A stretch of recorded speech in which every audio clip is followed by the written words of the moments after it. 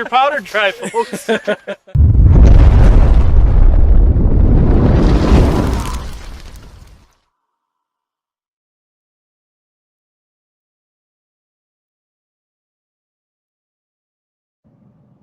All right. Good evening, everybody. Hopefully everybody finds their way here with our new time slot. This will be all summer. I suppose we'll go to about Labor Day weekend or September. We'll probably shoot for that. So that's the plan anyway. What I noticed, though, is I got the chat overlay up, but for some reason they are not coming up there right now. I don't know what that's about. I do know that our program, there's a new update on it, so bear with us if we're kind of messing up a little bit tonight with the actual podcast program, because it's a little bit different than what we're used to. We're working on it. Yeah, it's a little stranger. We're working on our end, but not yours. It shouldn't be. Brian, good to see you. Hey, Eric, One Shot Cap. Oh, yeah, they're starting to roll in here. And for those listeners over on Rumble, we appreciate it. That's really growing over there. Did you see the numbers today, Mike? We're getting way up there. Good numbers on that. And now we're up to 193 views. So since I've shared that with you, it's jumped about 5 or 6 just from this afternoon, about 2 hours ago. Yeah. Over on Rumble. So yeah, again, thanks guys. Rumble's becoming probably a little bit better as far as I'm concerned than YouTube, because I believe YouTube is actually throttling us. I know Jamie thinks the same thing. If you look at the numbers of the latest episodes on YouTube, they'll be, and they jump. They'll be up, like, say there's 38, 40 views, afterwards, and all of a sudden it jumps down to 31. Then it'll build back up and get up. I don't understand what's going on that, but I have a feeling I know exactly what they don't want anybody out there watching us. So it's and how the algorithms. All day long, I see somebody is going back in. Right now, they're in the October of 23, reviewing each one of your shows. Shows even before I got here, when you and Jamie were doing it, and so yeah, they're reviewing the shows and they're hitting us and dinging us for music or with this or that, or whatever else. So yeah, they're going to be doing that, and that's they're not doing it to all these. Let me tell you something. I walk in on some of the things that my kid plays once in a while, and it just scrolls from one guy to the next and all that. And I'm like going, really? This is entertainment? This is fun? I mean, there are people that are entertaining on YouTube. I mean, I watch them too. But man, some of these guys, I'm just like, and they're monetized, and I just don't get that. It's just lame. I don't either. It's the things that get on there. I'm like, okay, whatever. We're a Second Amendment podcast. I mean, that's what we are. So I mean, that's automatically going to hate us anyway. Where are they based out of? They're based out of. They're not Silicon Valley. They're in San Francisco, aren't they? I don't even know. Yeah, I think so. Yeah. Oh well. Anyway, let them stay out there. So I haven't checked to see on Twitch if anybody's on Twitch tonight, but hey, we'll do that too at some point here. Yeah, we'll go through it. Hey, we got a lot going on tonight for Guns in the 701. Of course, we are going to go over a bunch of good stories that have come across in the last few days. Plus, we'll try to hit on some things that we were hitting on a couple weeks ago. Some results and some things that happened. Plus, we've got our badass of the week coming up as well for today, and it's going to be a good one, especially for all you gangbangers out there. You're going to love this one. So we've got it going. So a lot planned. So what do you want to start with first? Well, let's start with the Second Amendment first. I believe that's what we should do. You want to put that up there, or you do it by heart? That's right. You're putting me in charge. All right. Well, go ahead. I got it. A well-regulated militia being necessary to the security of a free state, the right of the people to keep and bear arms shall not be infringed. Oh, amen to that. And I think we've been seeing infringement for a long time. But yeah, there are a lot of things going on. I guess the big thing is dipshit Biden was out there. Yesterday did he do that? Where he went down and That's President dipshit. Yeah, he's going to close the border, which we all know is BS. We absolutely know it. And I know, what does this have to do with the Second Amendment? Well, I'm going to let Mike go through that story. But remember, the people coming across that border, they're running guns, they're running drugs. They're the bad people, okay? They're not the good guys. They're the bad ones. And that's why it's such a threat, because if we have them kind of people showing up all over the country, which we do, go look at the crime stats, and even Bismarck, Fargo, Sioux Falls, how they went up here in the last 3 years. It's astounding, actually. Yeah. So I think it is an important issue, and this is for people to think anything's actually good happening. Yeah, BS, it's not happening at all. This is a bad thing. shut the damn thing down. Just shut it down completely. Yeah.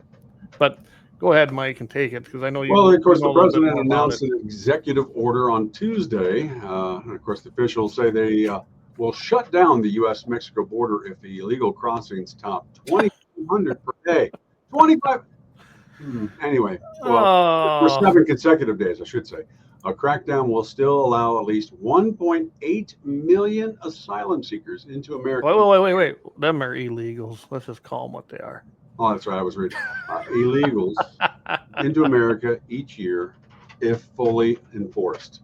Now, the order, due to take effect immediately, will bar additional illegals from applying for asylum periods during heavy traffic, but would also lift those restrictions 2 weeks after daily crossing averages are 1,500 per day for 7 days. That's what the administrations are saying. So now I love this, because you've got guys and girls coming over illegally.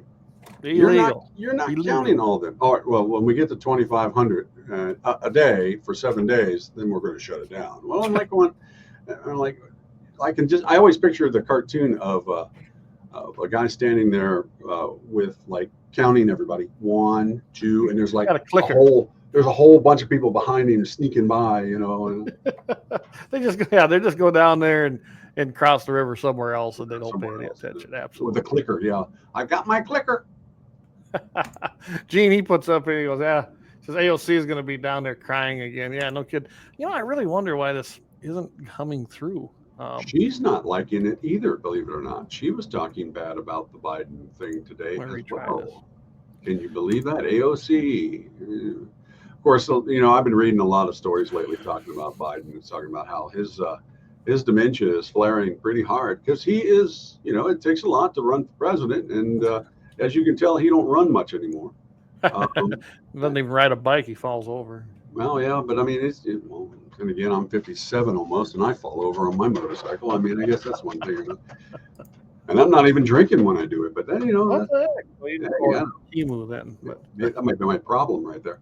But it's just a simple thing. It's like, he's just not with it. I really scared at a Kamala Harris presidency. That I cannot see as well. That'd be a bad deal. If our country was running smooth, I don't see her in there not screwing things up left and right. She is just absolutely atrocious as a person, let alone as elected official. So it drives me crazy.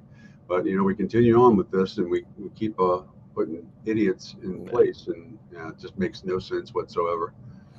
None. Yeah, no, AOC as well. She's not exactly the brightest bulb anyway, and she also he's a big gun banner. She hasn't met a band she hasn't loved, so I've got no use for her anyway. But let me pull this up for you real quick. So hardly a cut. This is from that same story.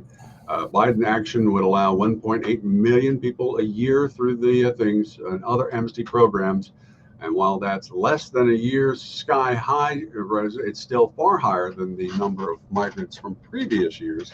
So really, it's optics. That's all he's shooting for. This is political optics on a election year, and he is trying to undercut right now anything he can against his opponent, and he's trying to come up with anything. So not just that. Yeah, they're poor optics, because we all know that those numbers are the ones they're going to count on, the 2,500, and we all know that it's been more than that already. And they're coming across. We just did a story. We're down there in California, where the Chinese and the rest of them are coming across, and they're throwing their fake passports behind this guy's gun shop, and then he picks them up and shows, look where these people are coming from. So I mean, it's bad optics, really. But for the low information voter, or the people that digest the mainstream media stuff, guess what?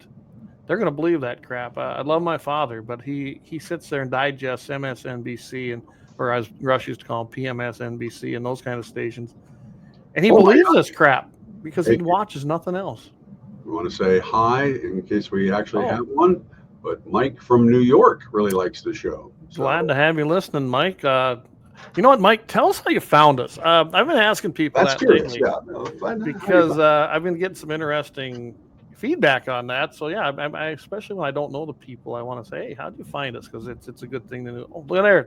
Finally, they're coming up. I reset it. Now they're coming up. Great. Now we're just going to start coming in there. But So, and Gene's got it there. Makes you wonder. Kamala dropped out of the race with less than 1% approval. That's right. Remember, she didn't even have 1% in the race. Nobody Biden can't string a sentence together, and they win the presidency. He goes, I'm skeptical. I added that for you, Gene. I just know how you do. Yeah.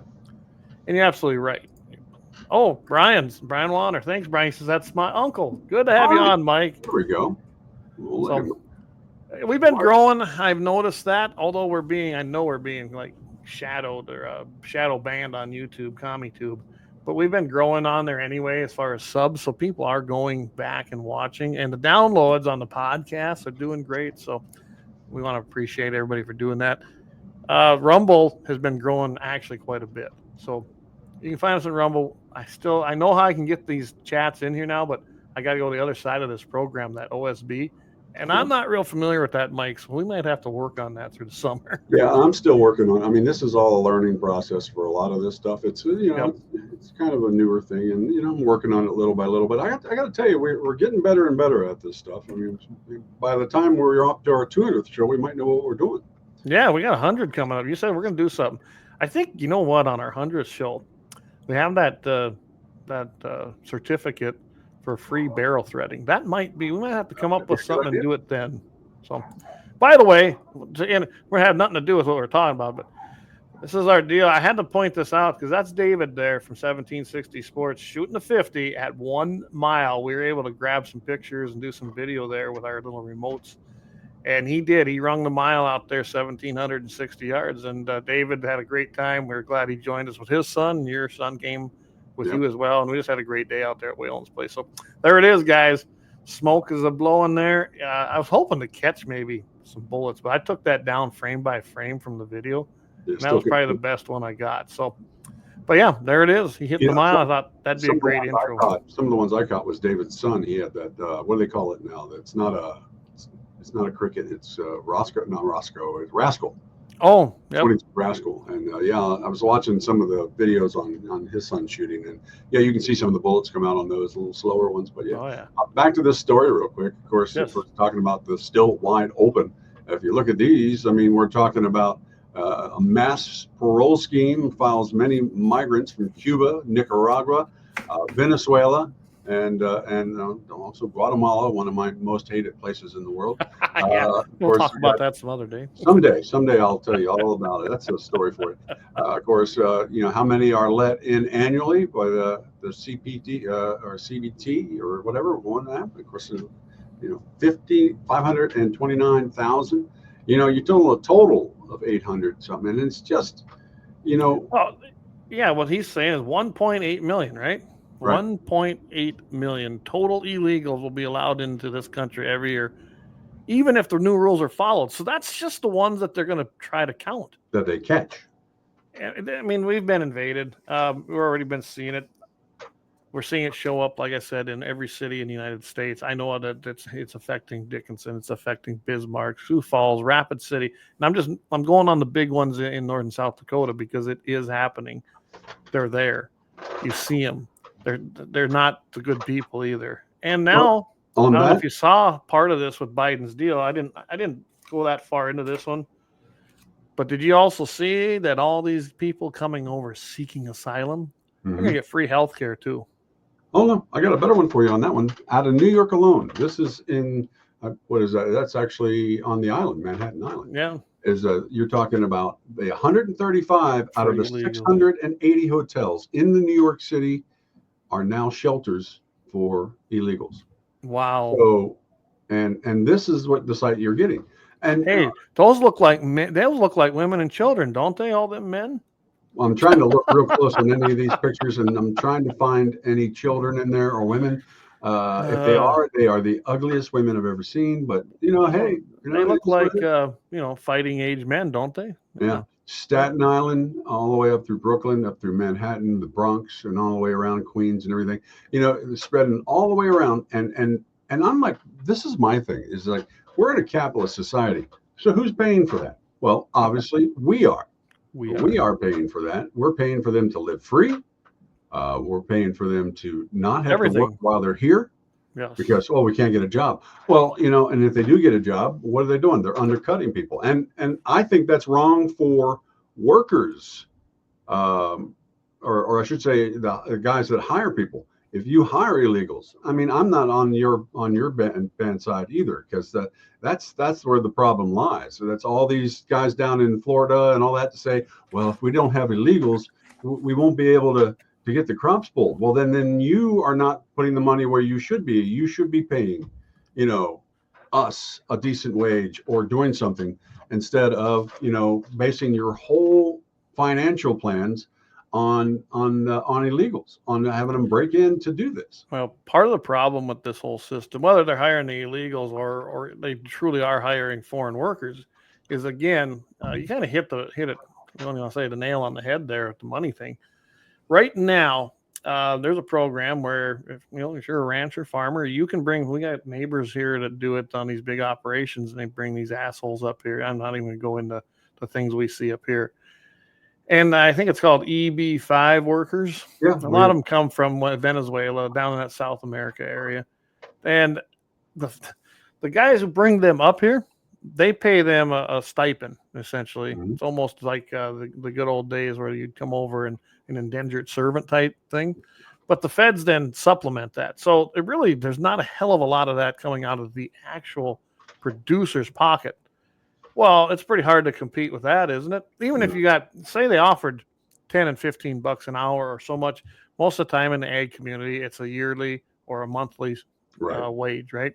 And that's how you have to do that. Hours vary.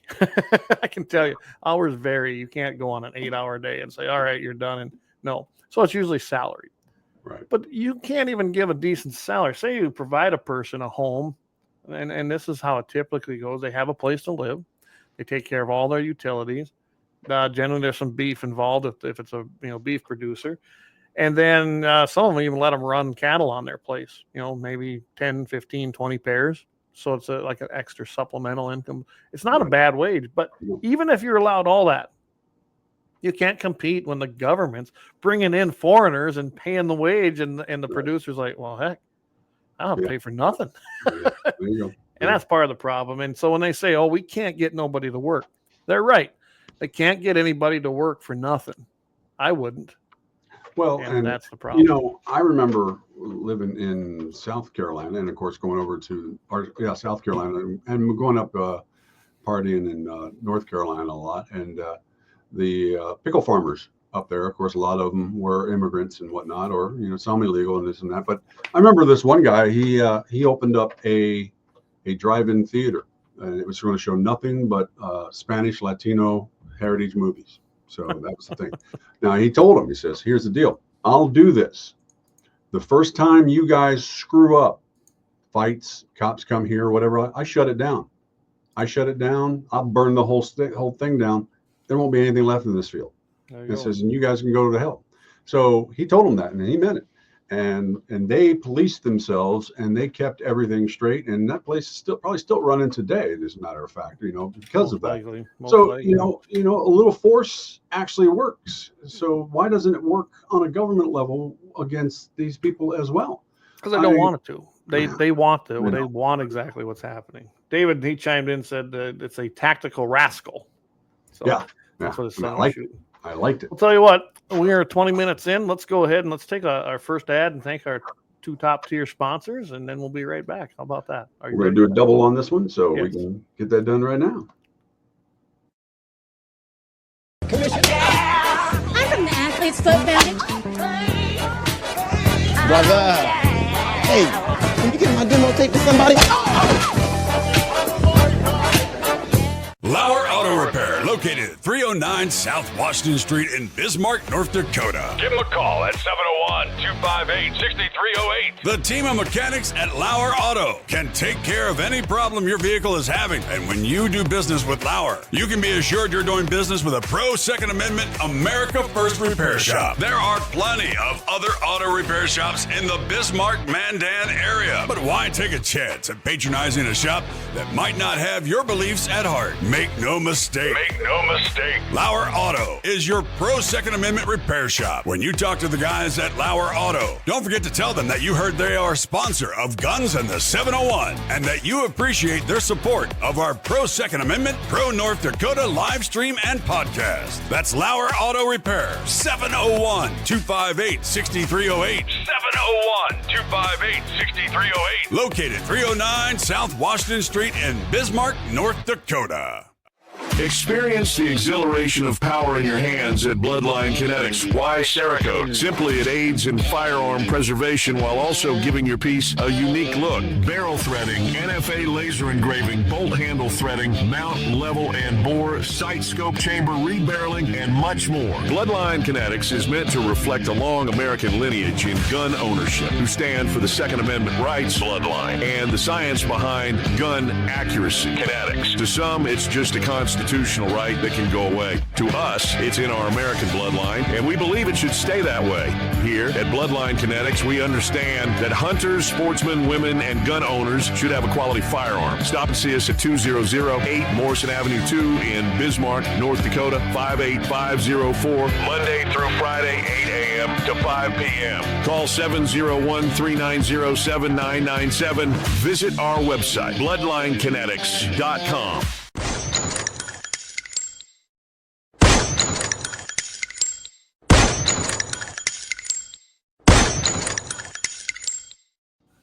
All right, welcome back again. Thanks to our great sponsors. We cannot make this happen without them. And don't forget the new address. The new addresses we're coming up from Mandam as well. We're going to be talking about that. Yep, a brand new one from Mandan Sporting Goods. And I haven't had time to do the voiceover with that. Fences, farm, that kind of stuff gets in the way. Other things. This isn't our full-time job, so you know how that goes.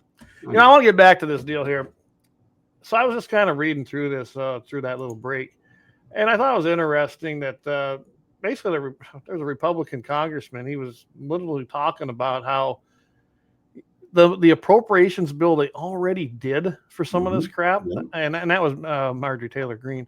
They aren't even using the beds that they approved for that last appropriations for all these illegals. Nope. And they're still asking for more. And then, like she says, even if they halt the asylum, or if the asylum process is temporarily halted, what are the patrol agents going to do?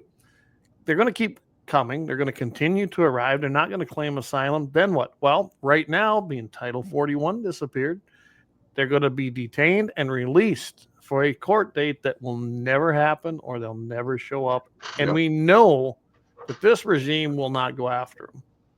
So she kind of did the numbers on that. And essentially it looks like to me that you could look at 1.5 to 2 million coming over that way. Well, they're going to come over regardless. That's on top of the 1.8 million that Biden says he's going to take care of. So you start putting these numbers. That's in a year, guys. In a year. I'm not the smartest man, but I can tell you that that's over 3 million people.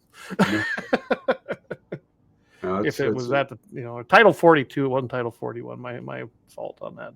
But still, I mean, it was working. I mean, numbers were going down. I mean, things were working. Well, how would you like this number? You can say whatever you want to say about Trump, but that was working, and I don't understand why we don't keep doing it. So since Biden entered office, January 20th, 2021, and he pretty much got rid of everything he could except Title 42. He just went ahead and let it expire. Which, guys, that was remain in Mexico. That's what Title 42 was. 9 million illegals that have been recorded entering our nation illegally. Okay, 9 million. And roughly 1.7 are known to have sneaked in without arrest, as they call it, gotaways. Yeah. So 9 million recorded, and then another 1.7 million that are gotaways. And that's what they're recording. That ain't even what they're getting. That's 10.7 million. Yeah.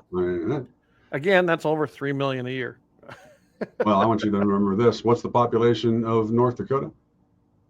700 and some. It might be pushing a million. I didn't look at the last census, but I mean, we can reload a lot of ammo, but you know what? If there's a war coming, it's not really going to help us too much. So yeah, And Biden's always, up there going, you got to give me the power. All I done is ask for the power to control the border. BS. You have the power to do that. Yeah, right now. That's just a flat out lie. And then, they terminology is everything. And how many times have you heard me say that?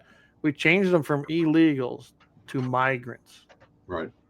No, they're not migrants. They're illegals. They're not even what was the one term they were using for a while? Immigrants, some type of immigrant. I'm like, no. Oh, undocumented. Yeah. They're undocumented, right? Because they're freaking illegal, need to have their asses deported. And Trump was doing it. You can say what you want, but Trump did have that number under control. No, and it's like when I'm drunk driving, well, not that I do, but if I'm drunk driving, I'm ethanol enabled. I don't know. What scares me the most is, you remember we had Fast and Furious under Obama, okay? Mm-hmm. And we know what happened there. We had a lot of illegals crossing that border, illegal guns, I'm talking, crossing that border, and then being used on our own border agents. So everyone knows what happened with Fast and Furious that follows this.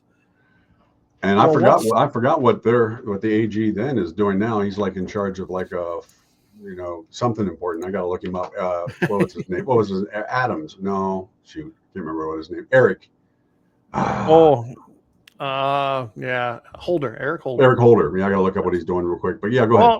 He did go back to Chicago, and I don't know what he did there. Did he serve as mayor? I don't think mayor. I don't know. He did go back to Chicago, but I'm telling you right now, and that supposedly was a controlled thing. This is completely uncontrolled. Controlled. Across the border in several places. I had Erica Valdez on here. She did a Farm Bureau thing here 2 years ago at our state convention, or a young farmer convention. I don't remember. And that's why I had her on the show.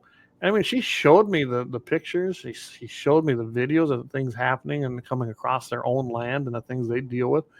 It's usually drug mules, but they're heavily armed. They've got a lot of stuff with them. You don't want to cross them, or they'll shoot it. They will kill you. If you do happen to defend yourself, then the cartels will come up and they'll kill your family, kill you, kill your kids. They'll just wipe your family out completely. And our government under Biden does nothing. I asked her a very serious question. I said, what was it like, now versus under Trump?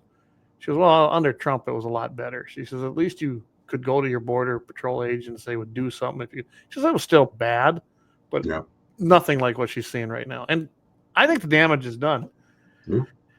I don't know if we can ever get that thing quelled again. I know Trump says he's going to do it, but I don't know if you're going to be able to do it. I mean, you'll be able to catch some of them and get them out of here, but I don't know. I think the damage is done now. I'll throw this one back at you for Eric Holder real quick. Of course, in 2016, hired at the MTN Group, a South African-based telecommunications company, to combat a $3.9 billion fine handed to the group. So he was battling that so that they didn't have to pay the fine.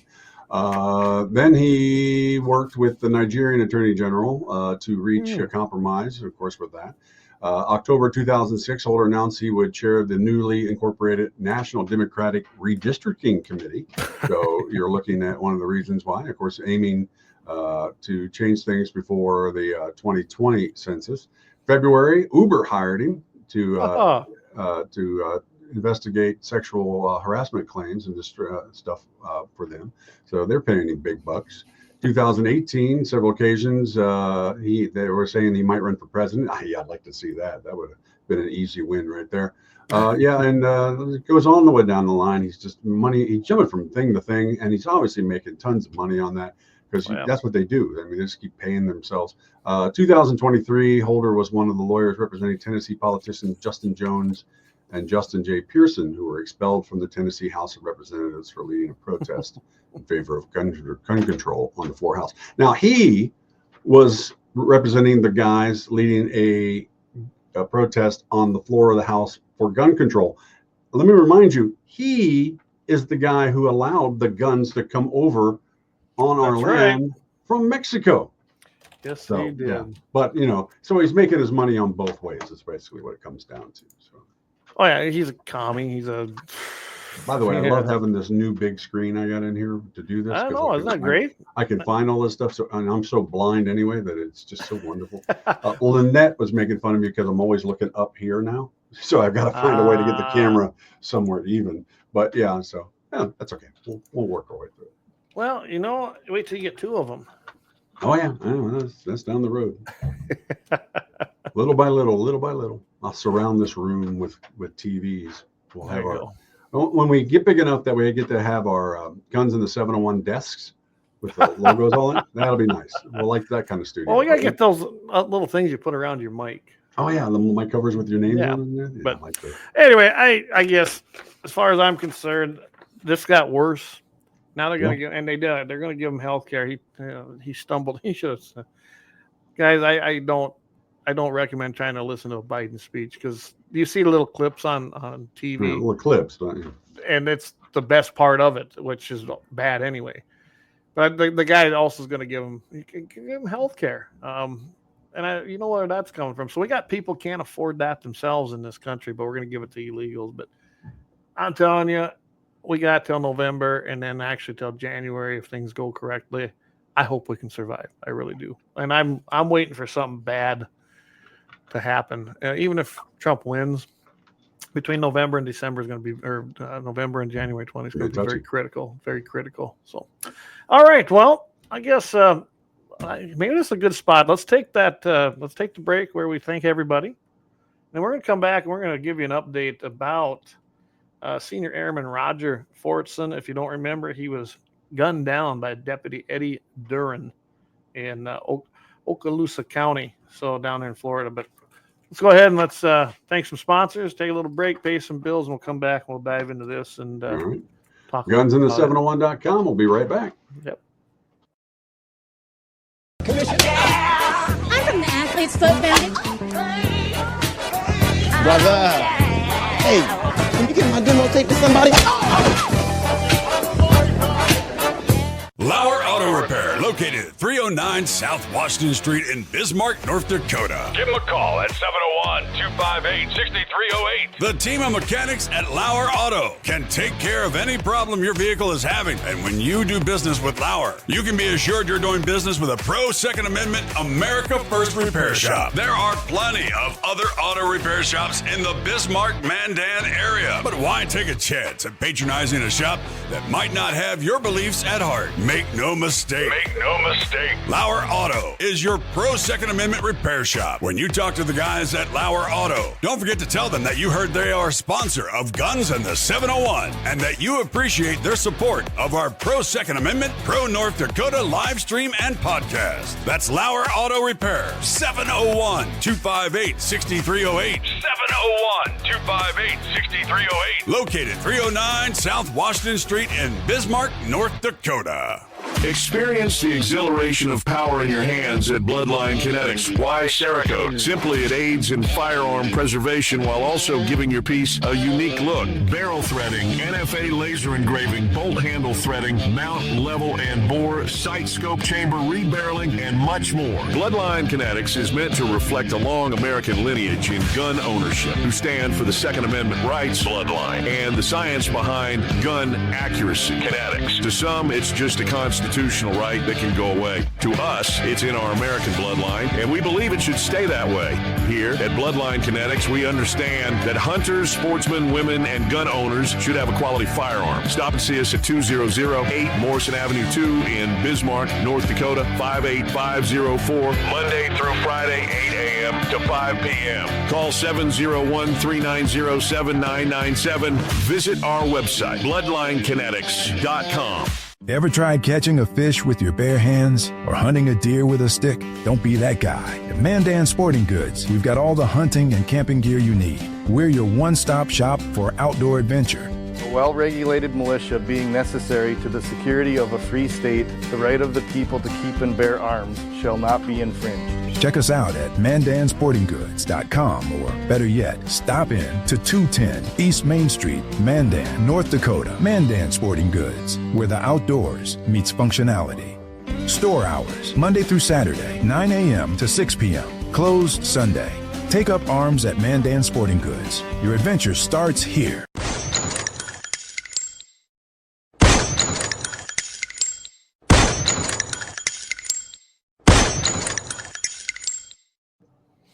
All right, welcome back, everybody. And we want to, of course, update you a little bit on what we were talking about when it comes to Mandan Sporting Goods.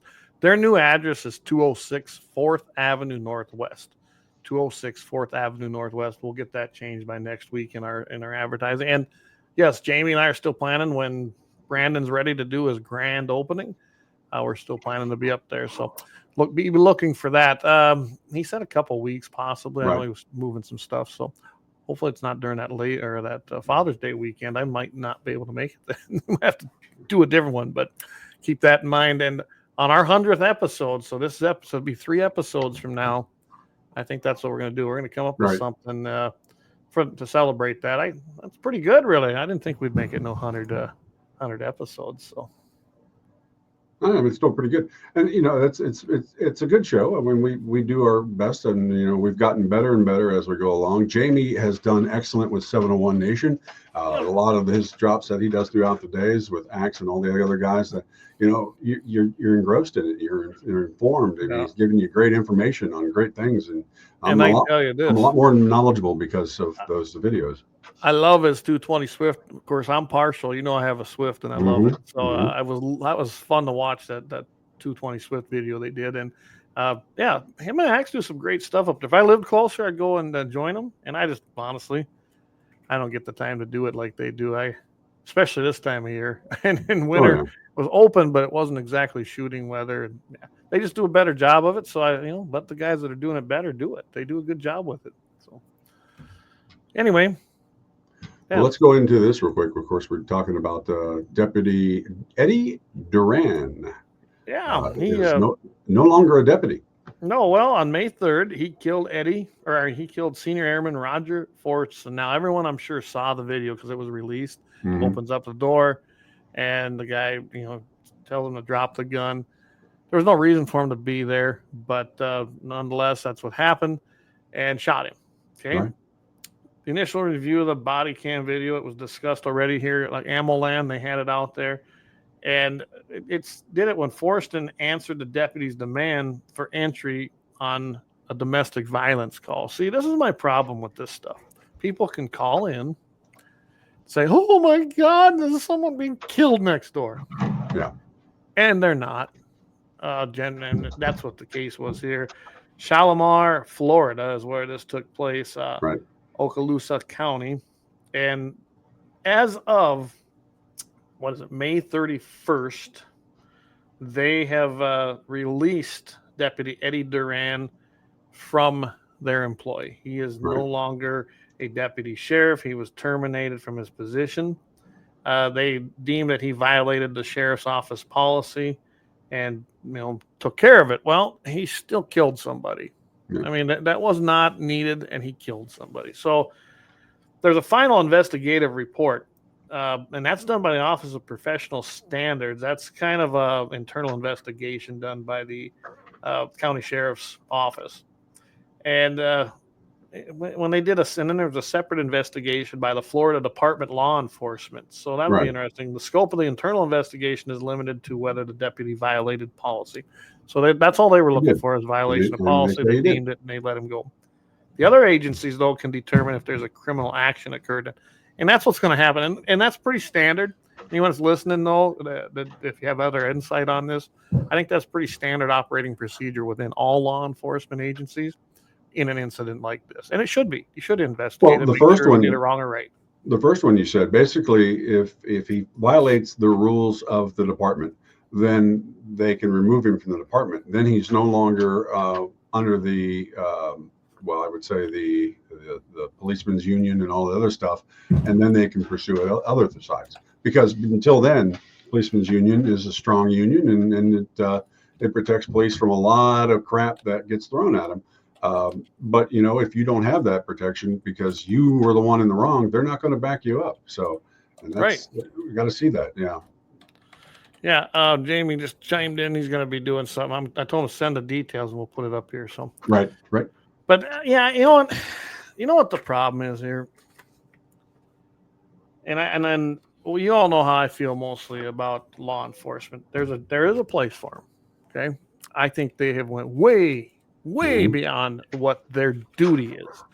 And I don't like the idea of law enforcement. I wish they were called peace officers again.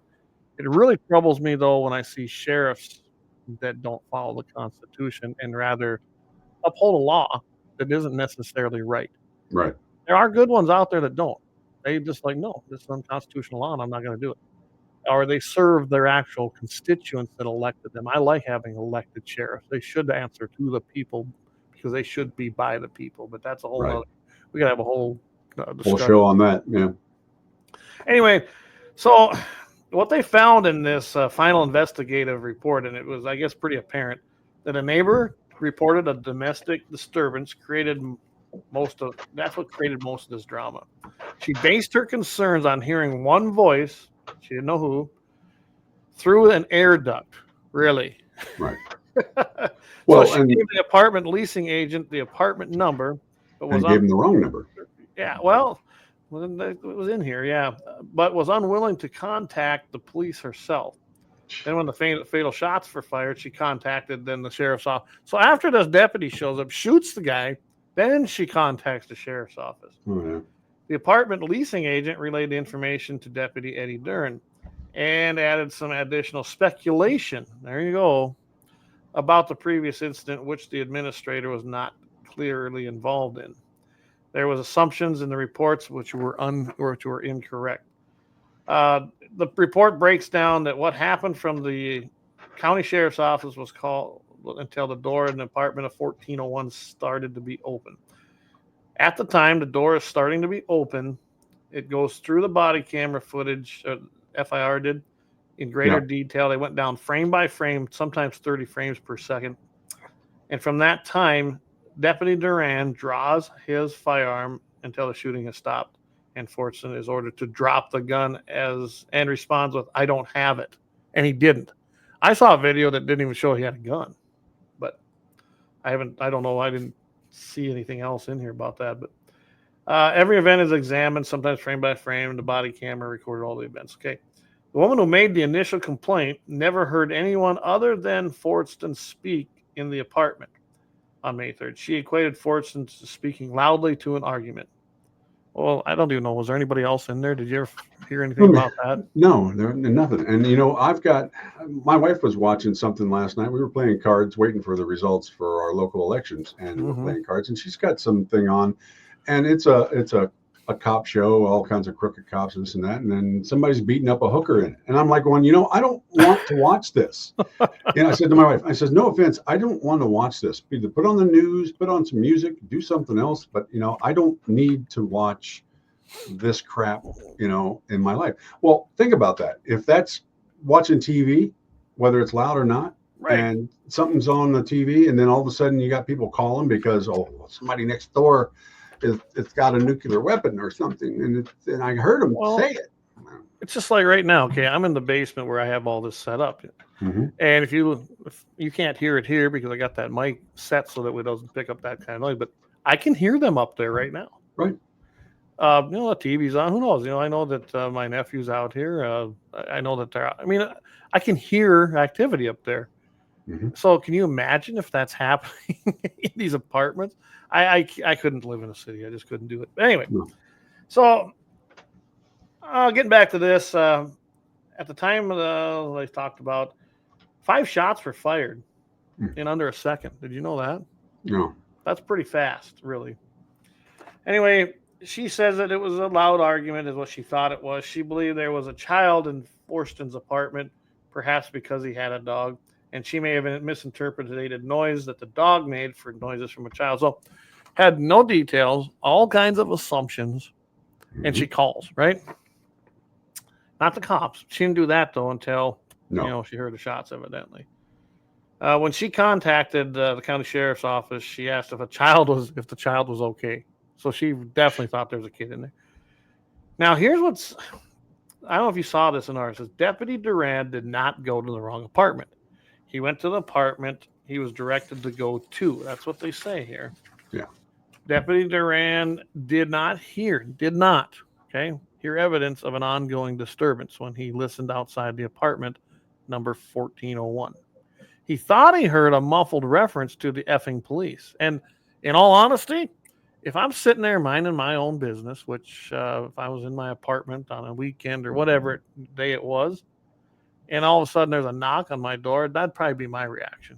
So I'm not exactly happy about that kind of stuff. And they say in the audio too, it's unclear, but the muffled police can be distinguished, but the word before it can't. So even that's questionable. Yeah. Then Deputy Duran, he was primed to believe that he was in an extremely dangerous situation by the poor information he had been given before he approached the door. Then he shouldn't have approached the damn door. There you go. This is my problem with cops today. They assume it's their right to investigate something that doesn't exist. Okay? Right. If you don't have clear evidence, I mean, a judge would have never gave a warrant based on this shit. No. So why the hell did he even knock on the door? And if he did knock on the door and the guy said, go away, he should have went away. Yeah. There was no clear evidence. There was no any kind of inclination that there was wrongdoing going on in there. That man had no right to even really demand to be. If I sit at the door in a polite way as possible without opening it and says, I just got my pot pie out of the microwave, I'm sitting down to watch a movie, I ain't got time for you. Well, you're right. Walk away. He had zero rights as a cop to go into that apartment. He just didn't. Anyway, he thought it was a poor situation from the information that he had been before he approached the door. Deputy Duran then reported that when he looked into Forston's eyes, he saw aggression. Oh, really? Oh, jeez. So you're trained for that, huh? Well, what I'd like to know is, and I've been told that I've got a pretty bad look when I'm pissed, okay? It doesn't mean I'm going to be aggressive. And I've had enough people tell me that when I'm pissed, that it's evidently pretty relevant. Maybe you've seen it, Mike. I don't know. A few times. But that's still no reason to really interrogate me, right? No. Same here. When he saw the gun in Forston's hand, he immediately thought he was in extreme danger and reacted by shooting him. So, was it illegal for Fortson to have a gun? Probably no. No. Was he in his own apartment? Yes. Does he have a Second Amendment right? Yes. Yes. Have a gun? Yes. When he answers the door? Yes, I've done that. Okay. Not to a cop, but I probably would if I had no reason to be there. I'd take that as a threat on my life. If they're coming to my door for absolutely no reason, damn right I'm going to have a gun. Anyway, so when you look at this whole thing, I look at it as it was an overzealous deputy who took the law into his own hands, essentially. Evidently, he didn't know nothing about the Constitution or didn't care. He went on assumptions. He did not have clear evidence. Right there he says he believed he was in an extremely dangerous situation by the poor information he'd been given before approaching the door. Well, if you can't find any evidence of wrongdoing, then you don't approach the door. You don't knock on it even. You know what? You back up and reevaluate. There's something there. Or you call maybe you call someone, maybe you call your sheriff, maybe you call your superior and say, hey, I can't make a clear distinction here. Maybe you should come too. Yeah. To me, he escalated it by doing what he did. Anyway, the tragic and rare situation came about from a series of unfortunate events and errors. That's how they're classifying it. Yeah. Witness misunderstood, mischaracterized what was happening in the apartment. Based on her assumptions, the leasing agent reinforced those assumptions in her information about the previous event where she was unsure of the location. Duran, the deputy, was told the information was at least secondhand, but acted as if it was clearly correct. Right there, secondhand information. Yeah. I mean, this could lead even down that rabbit hole with red flag laws, and this is exactly that kind of situation. Anyway, to me, and they say there, this primed him to react violently to a situation which up to then had no violent component. And he did. But I want to see him charged with something. So it says Roger Forston lost his life. Deputy Duran has lost his job, and he may be convicted of a crime. We'll have to see. And they got kind of listed here, negligent homicide or manslaughter. I'd say it'd probably be manslaughter, but nonetheless, it should happen. He did the wrong thing. He absolutely was in the wrong. To me, he killed somebody. He didn't defend the public for the greater safety. He killed a man because he evidently thought he had the right to to go based on assumptions and misinformation to go in and tell this guy what was doing or see what was happening. He didn't have that right. He had no right to go in If all there. your information is FUBAR, then what you Yeah. do, you reevaluate, you throw out the plan and you reinvent the plan. You do, you back up and you assess. This guns blazing, jump up, knock on the door. You better open this door. That type of crap. We see that on TV all the time being portrayed, and I'm sick of it. I'm so tired of it. And you know what? We hear that when we're getting pulled over for stupid stuff like crossing the what's that line called? The fog line. The fog line. There's no fine attached to crossing the fog line, but that's reasonable cause enough to pull you over. What the legislature did was created the probable cause, which is bullshit. That's right. And like I said, I mentioned red flag law. This situation right here is exactly what I will admit this. What happened there is rare. It doesn't really happen that often. But I'm telling you right now, red flag laws would lead to more of this because you could have somebody with misinformation call up, make an accusation to a leasing agent. Okay. Remember, that would have been the first person. The second person report would have come from the leasing agency to the police officer or to the sheriff's department. And then they'd relay that because they got the wrong information to their deputy or to their police officer. So the police officer is probably already going in there with this assumption that I have a domestic dispute case going on. They're already going to be on high alert, probably rightfully so, because that was the information they're given. And this could happen because if it's a red flag law type state, a guy like me sees a cop coming to my door for no reason. I'm going to be armed. Yeah. I'm going to be armed. I mean, I've been in that situation in my vehicle where I had it sitting there, not illegal, and I had a guy get pissy with me. And luckily, I know the laws in both North and South Dakota, and I didn't had no issues. Oh, tell him thanks for listening. and that's kind of where we're at. I see so many bad things in this particular case, and it could get worse and more common with red flag laws if they pass states, because you'd have this happening all the time then. But yeah, this guy needs to be tried. He does. He needs to be charged. If I was a district attorney down there, the guy's probably going to get charged. I mean, that's just the way it's going to be because he did the wrong thing and he killed somebody. It wasn't a mistake. He didn't have to do it, but he did. Well, he escalated it for no reason other than hearsay and wrong information. I mean, he should have recognized, I saw the intent in his eyes. That stuff that bugs me.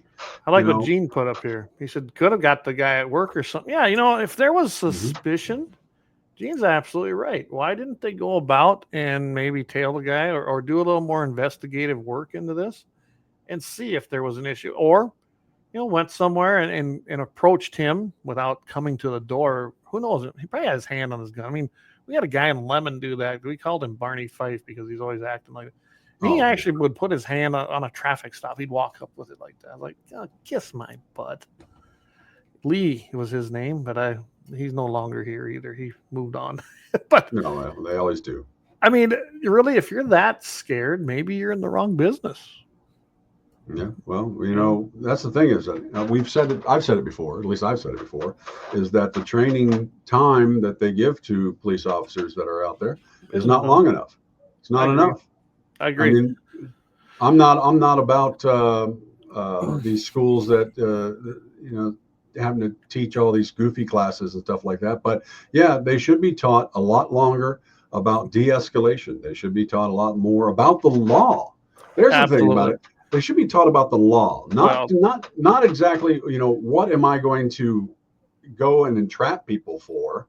I find it interesting that to be a lawyer, because that's what I started out to be. Right. I had to get a bachelor's degree in something. I mean, really, that's where it starts, which is bullshit. You should just be able to go to law school. If you're going to be a lawyer, I don't need. That's the way it used to be. Yeah. And then you go to law school, and it's 3 to 4 years, depending on how good you are there.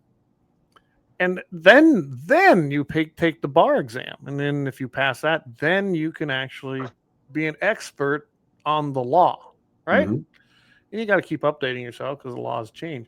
But an officer goes to a 9 to 18 month course, depending on what they're going into. And then they're supposed to go and enforce laws that they don't know what they are. Right. How do you do that?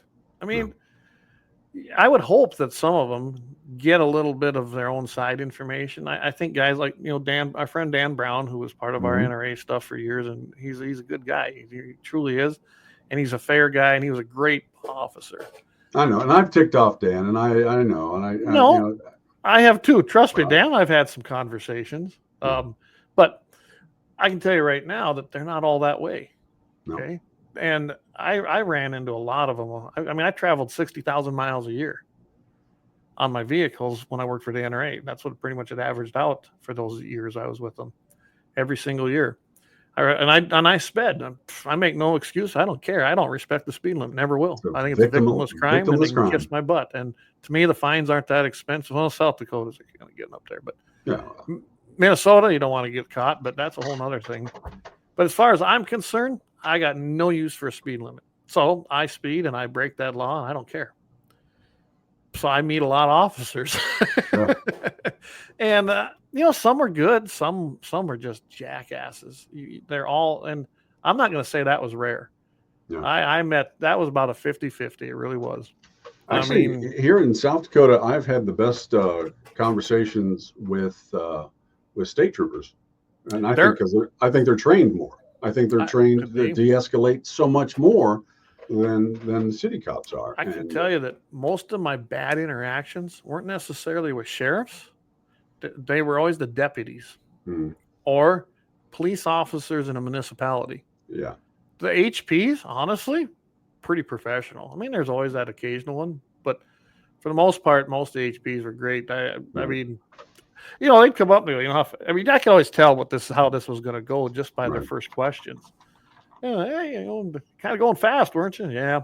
You know how fast you're going? I said, I just flat out tell them, listen, I know I was speeding, because I was. Yeah. And usually we'd strike up a pretty good conversation, because they'd run the plate and see it was, it was licensed NRA. Yeah. And a lot of times I'd even get them to come to a banquet. So they're not all bad guys. No. They're really not. But there are those ones. But I will agree, Mike. I had a lot more professionalism from HPs than I did from the local cops in towns and county sheriff's deputies. Not so much the sheriffs, but the deputies themselves. Right. But I don't know. Keith O'Donnell laughed at Barney Fife comment. He probably knows who I'm talking about. Yeah. You probably remember when Lee was a cop in Lemon. That was you can correct me on this one, but I believe, if I talk to some of my lawyer friends I have in the Masonic Lodge, is that in South Dakota, I don't think you have to go to school anymore to become a lawyer. I think you can take the bar. I believe you can. I know I looked at that one other time that's been years ago, that I could just take the bar, which it doesn't matter. That could be your third act. Yeah, well, it'd be interesting. I can tell you this, Mike.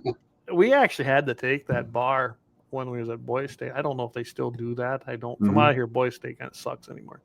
But I actually took it because I thought maybe I'd take a position either in our city or in the state when we were electing people. I actually passed it. Now, I didn't pass it with flying colors. Don't get me wrong. I was pretty impressed that I passed it. And it was the actual bar that we had for South Dakota. But I had a weird hobby of reading South Dakota codified law books when I was in high school. I'd check them out and read them, and because I wanted to know what my rights were. I did not want to be wrong on that, because I hated the strong arm of the law, as they like to call it, because they had no reason to be that way. Just be professional. That was always so. I did fight them. I fought them every time I got pulled over for dumb things. Now, if I was breaking the law as far as speeding, I don't believe in that law. It didn't bother me, but it was the other things that really got me going. Keith, what was your record for Morristown to Lemon again? Oh my gosh, I don't remember. It's 20 miles, and I made it there really, really, really fast. I don't even remember what it was. We'll just say that and let it go, yeah. Made it really fast. I think I remember me and Keith going side by side with our lights off at dark down there by Sherdalls. You'll know where that's at, right, Keith? I'm sure you remember that. We had a lot of fun back in the day, but and my kids, I don't want them doing none of that, right? Right. So anyway, I'm going to get off of that.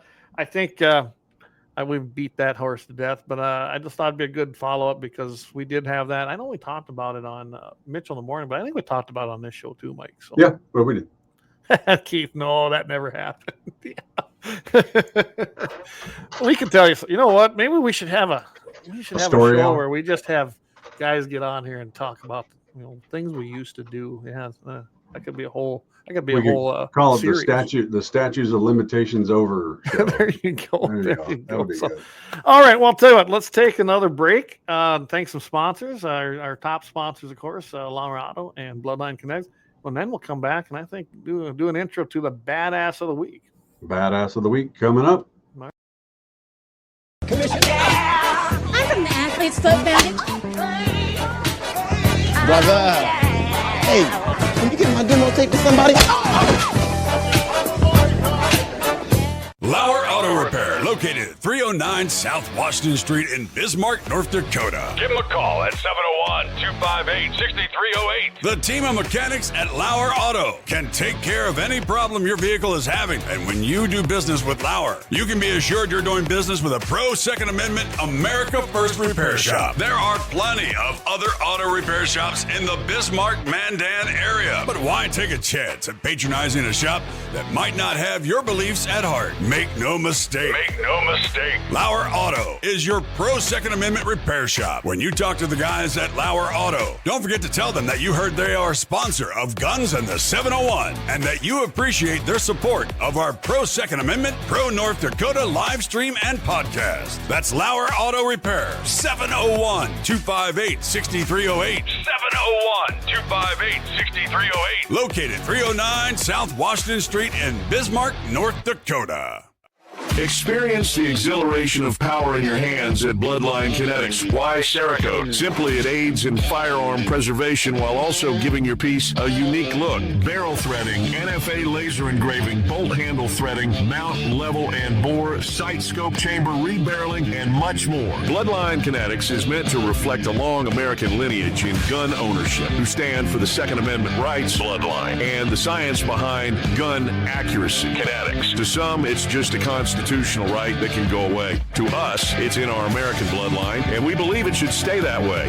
Here at Bloodline Kinetics, we understand that hunters, sportsmen, women, and gun owners should have a quality firearm. Stop and see us at 2008 Morrison Avenue 2 in Bismarck, North Dakota, 58504, Monday through Friday, 8 a.m. to 5 p.m. Call 701-390-7997.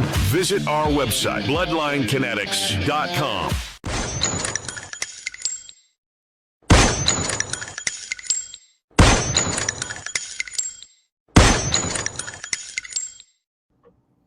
Hey, We're back. How about that, huh? gunsandthe701.com, back in the house. And as Mike always points out, we have our little, if you look up there, it says Guns in the 701 donation.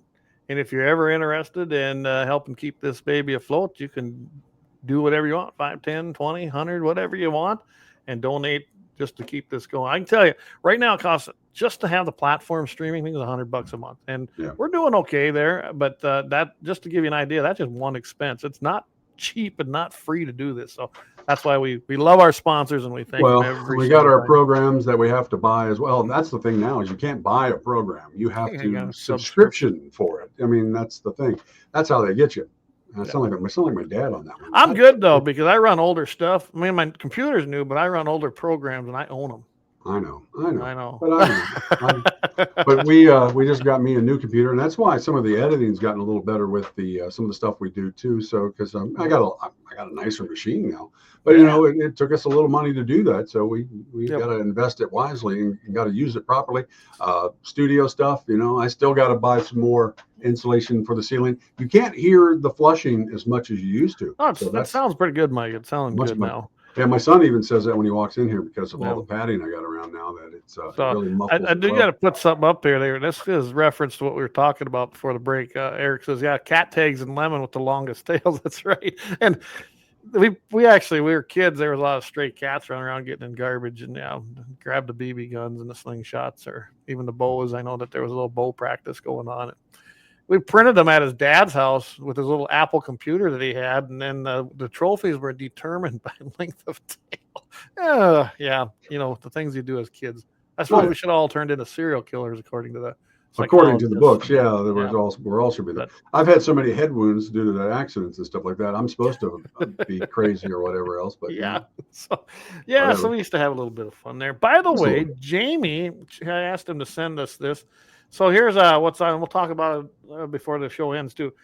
Tomorrow night, 701 Nation, Levi Nelson's going to be joining Jamie to talk about his recent Montana bear hunt, bows and guns. He's doing a trivia. I'm going to have a trivia will be a 6.5 Creed and a 308 Win related. So keep that in mind. He's going to be asking a question, and that's for a Bloodline Kinetics barrel threading. And we have one of them to do as well. So that's how Jamie's going to do that. So tune in tomorrow night. And he's at his new time, too. We've just copied Jamie. And that's at 7 o'clock Mountain, 8 o'clock Central. Right where you're listening tonight, you'll be able to catch it all. 701 Nation. And tune in because you're going to want to try to win that free barrel threading. I think that's about 100 to 125. Even if you're on the road, most of us got good cell signal nowadays. So you can still put it on your phone, put it up on the dash, and still go with it, and have fun. Yeah, we've got all the different social network platforms. All right, I'm going to turn it over to you. We got your segment coming up, which is becoming pretty darn popular, and you do a great job. So take it away, Mike. Well, not a long one today. It's only about 7 minutes long, but a good one. It's actually a little more modern. It goes back into the late 80s, early 90s. And I don't know if you knew this, but there was a lot of gang actions happening in the inner cities in those days. Apparently, crack is whack. So with that in mind, we have a couple of soldiers that decided they weren't going to take that in their neighborhood. So usually they make a good Charles Bronson movie out of this one, but we'll go ahead and do it right now with our Badass of the Week. And of course, I'll let it introduce itself as we go along. So enjoy. You want to hit it for me? Or do I hit it? Oh, I'll go ahead. Yeah, I'll do it. You hit it for me. If I can.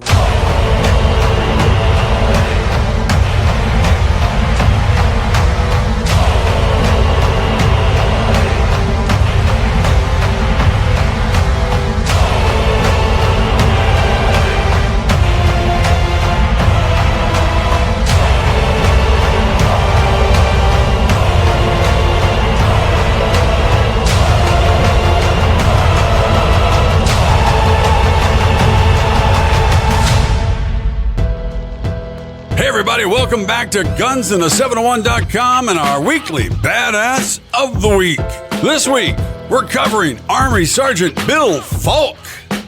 Now, he was an Army Ranger at Fort Lewis, Washington, when he purchased a cheap house in a rough Tacoma neighborhood as an investment in 1989. Now, to help protect that investment, he was determined to help push the drugs and gangs out by any means necessary. He had no idea he was about to see combat from his own living room. Now, the late 80s and 90s saw a new peak in gang violence in America. Unlike other periods of gang activity, these years were particularly dangerous for some areas of the country. Now, the late 80s were also the peak of the crack epidemic, because crack is whack. Drug-related crimes surged 180% through the decade. That, according to the Bureau of Justice Statistics, Tacoma was considered ground zero for gang activity in Washington state.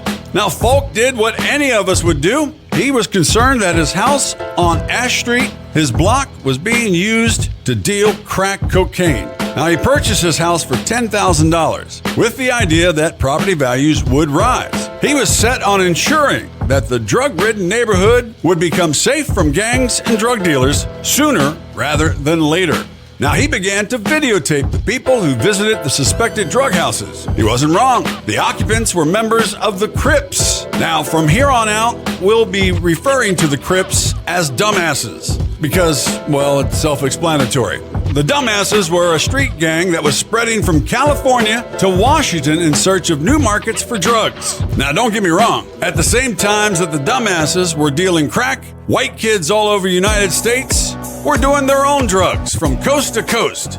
Now, Falk told the Associated Press that gang members began to threaten him when they noticed that he was filming their movements. When he feared that the gang was about to take action against him, well, he called his friends from the 2nd Ranger Battalion to his house to have a, quote, party and be present in case the house was attacked. Again, he was not wrong.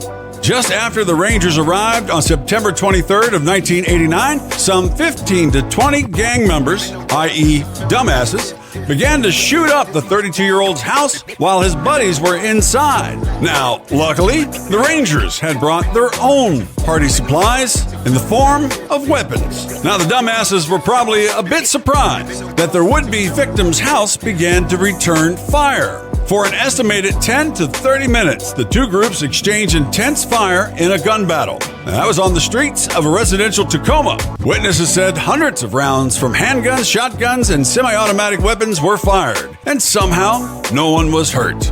After a while, because it usually takes them a while, the police arrived on the scene and the shooting stopped. Now, all but 2 members of the gang fled.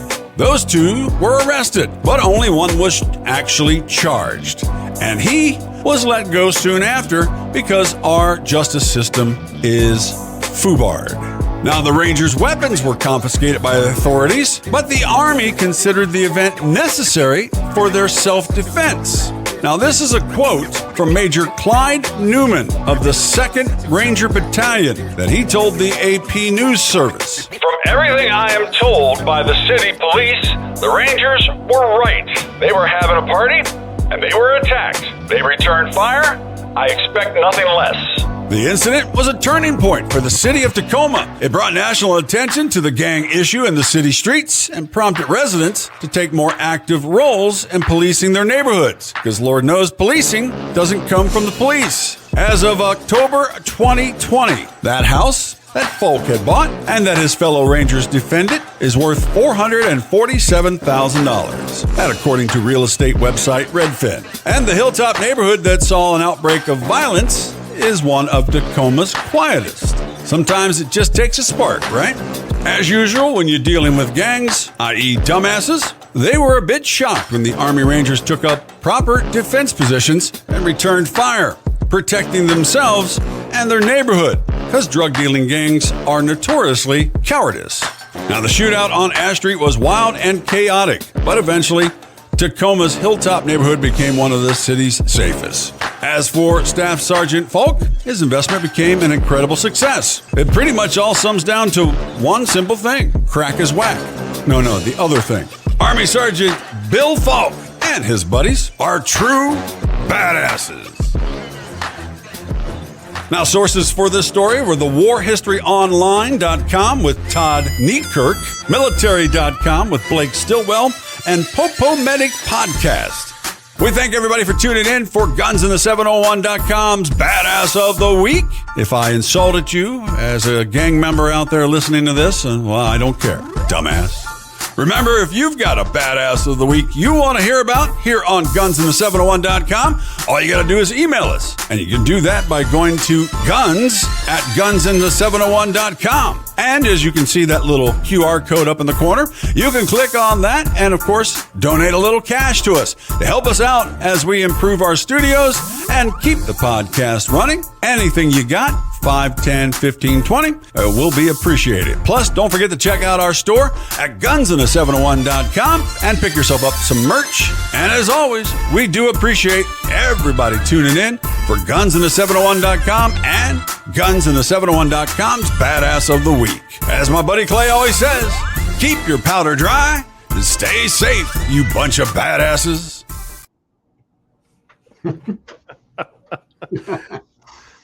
Oh, now I got to figure out how to get this off here because this is new to us, guys. That's fine. That's fine. We'll figure it out here in a second. I think we just, there we go. There it is. Hey, I'm big. There, we're back. There we go. Like I said, they got a whole new thing here they did. We'll figure it out. I didn't like it at first, but I think we're going to be able to work with this. I really do. It's got some tweaks that we got to do, but I think we'll be good. I think we'll be good once we get it all done. Yeah, say hi to our Twitch listener over there. So appreciate you tuning in. Gotta love that, don't you? You know, I switched over here to take a look at Twitch. I'm telling you, it is clear over on there. Whatever they got, it's really good. Oh yeah, it's a good program. Like I said, I watch my daughter over on there. She plays video games against people. Which is pretty good. I watch a lot of bad, what do you call them, Godzilla movie stuff on there. So yeah, goofy stuff.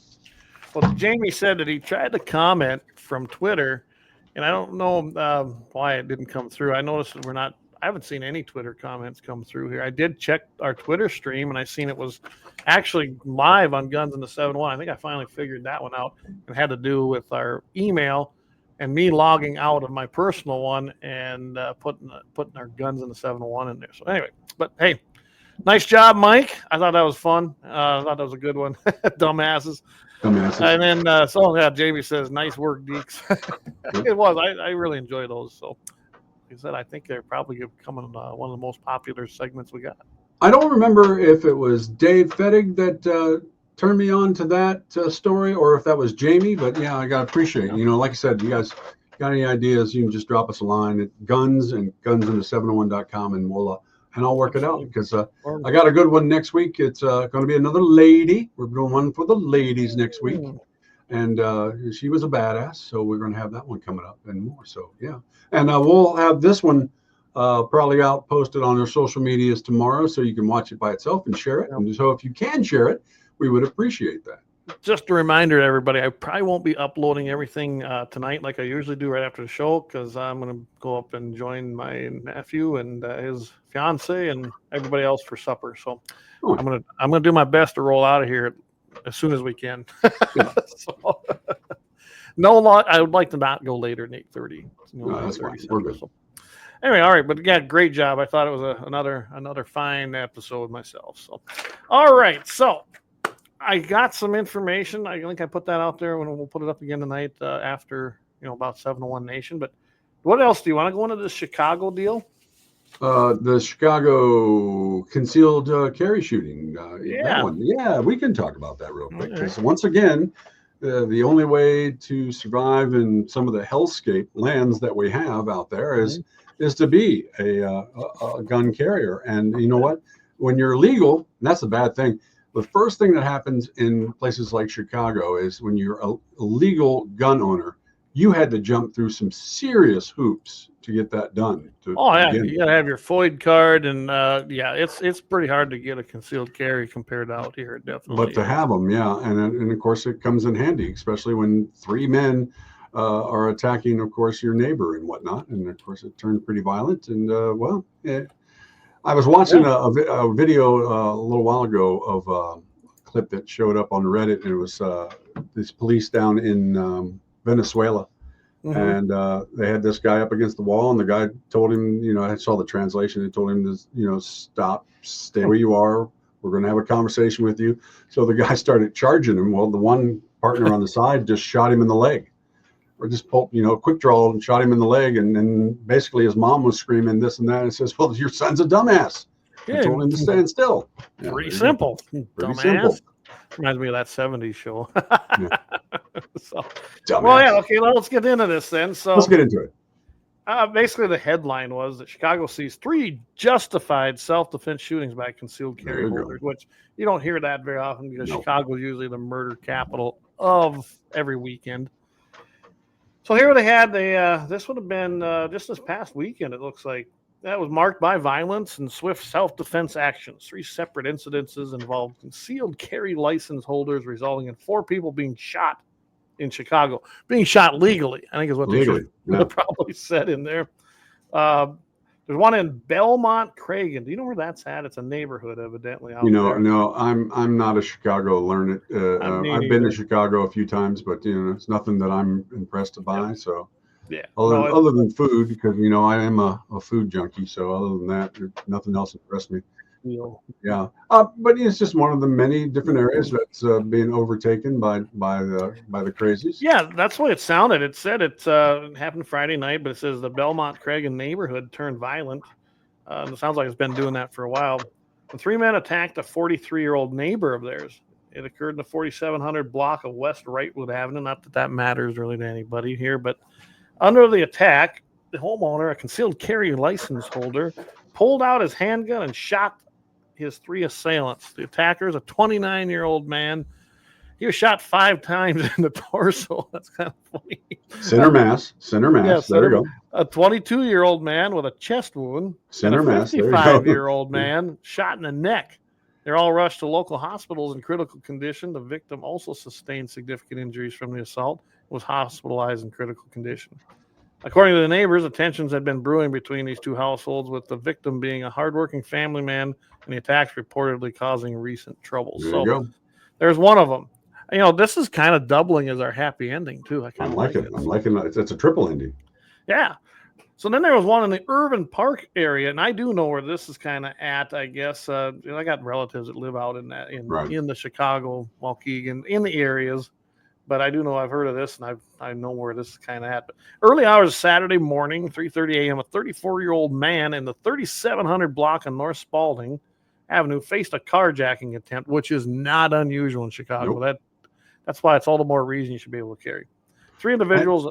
Notice this: 3 individuals, not 1, 3. You know, they approached him with guns drawn, demanding his car keys. Reacting quickly, the man, who holds a concealed carry license, fired at the robbers, causing them to flee. No injuries were reported, but the quick thinking of an armed citizen prevented a more dire outcome. I don't doubt that.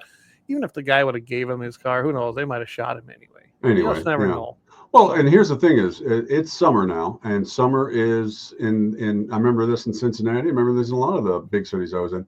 Certain areas are gang initiation times. You got to do something that's going to show up in the newspaper or on the police blotters to get yourself into the gang.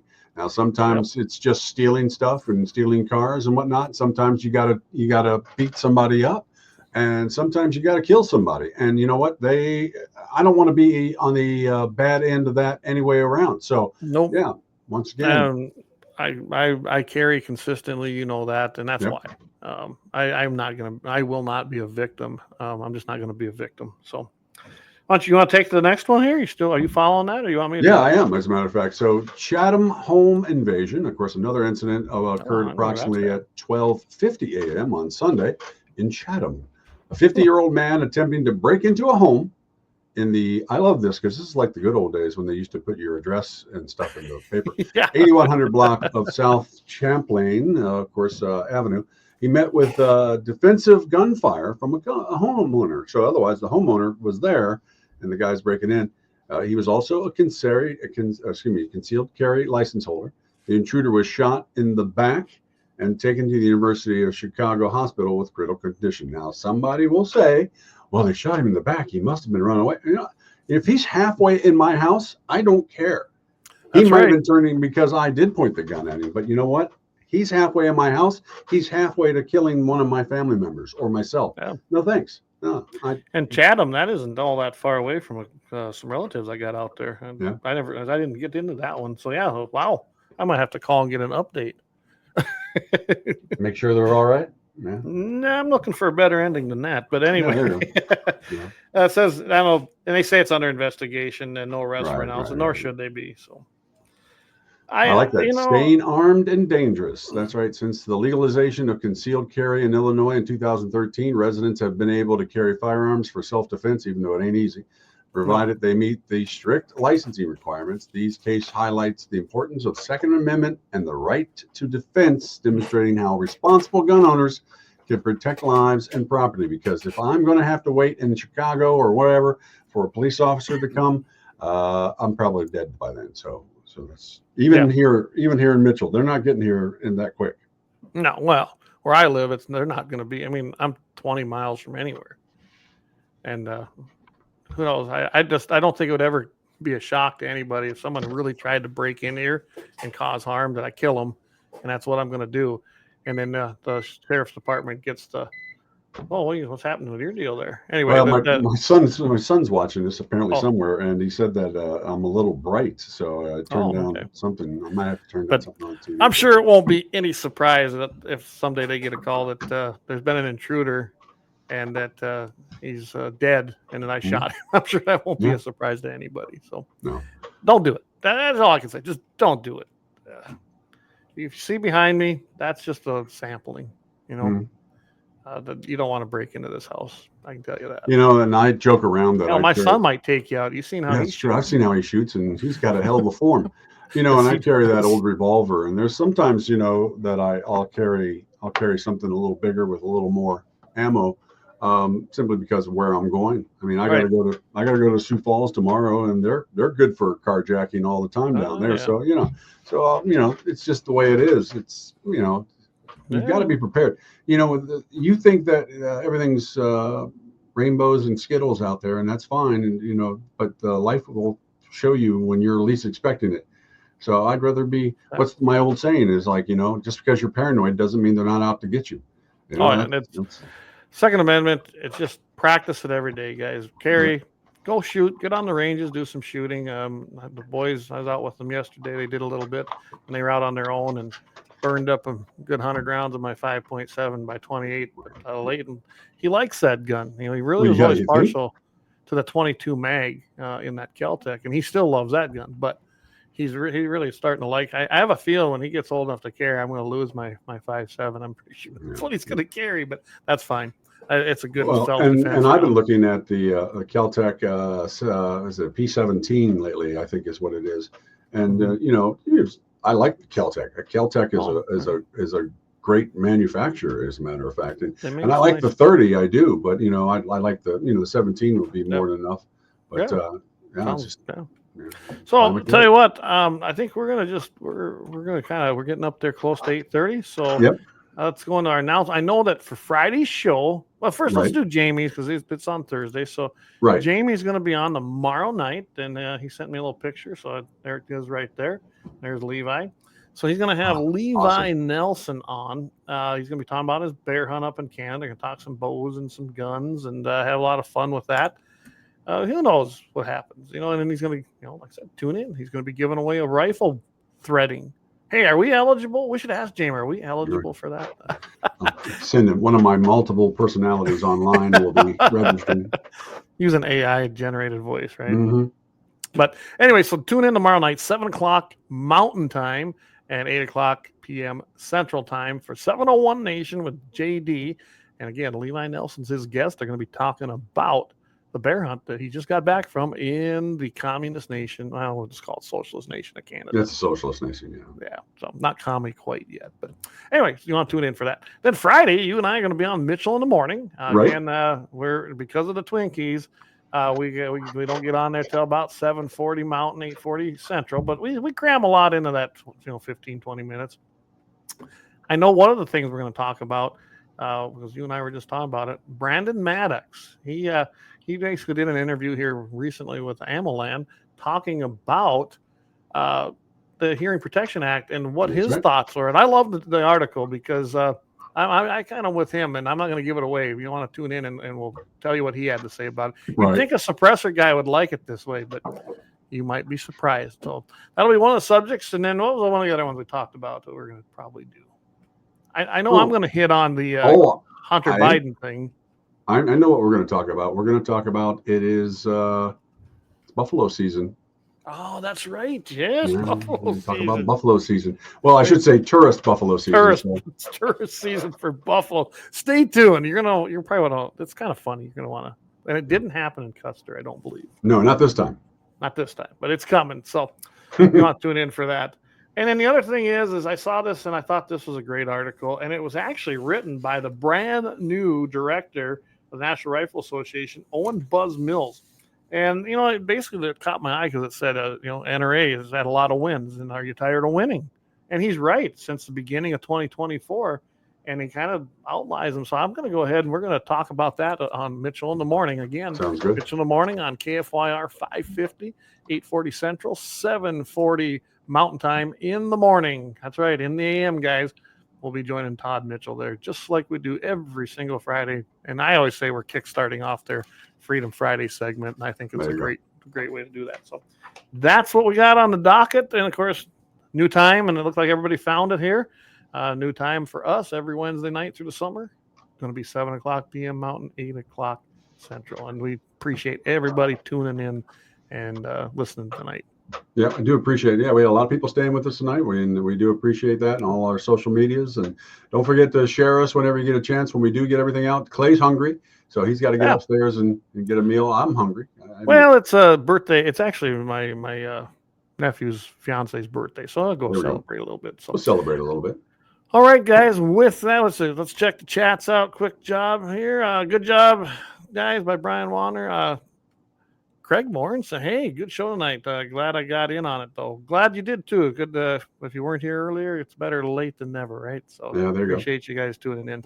Again, 7 o'clock Mountain, 8 o'clock Central, every single Wednesday night through the summer. Not going to want to miss Guns in the 701. With that, you got anything else you want to add?